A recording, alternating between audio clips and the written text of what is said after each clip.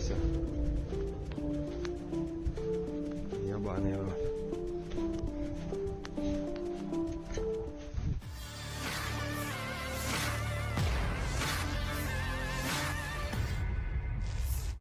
Pada Selasa 14 Februari 2023, sebuah video ramai beredar di media sosial Telegram.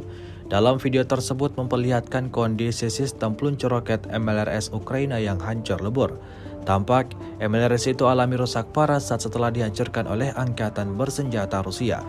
Tidak diketahui pasti di mana kejadian ini berlangsung, juga tidak disebutkan ada berapa jumlah korban jiwa dalam insiden ini.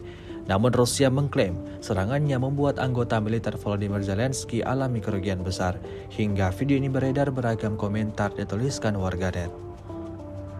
Hari ke-356 Rusia melaporkan secara total 384 pesawat Ukraina dan 207 helikopter, 3.114 kendaraan udara tak berawak, 404 sistem rudal anti pesawat dieliminir sejak awal operasi khusus.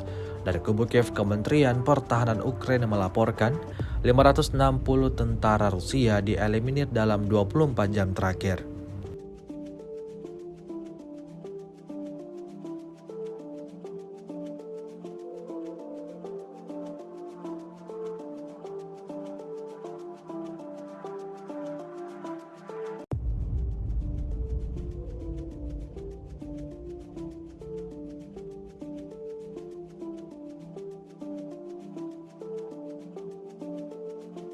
Terima kasih sudah nonton.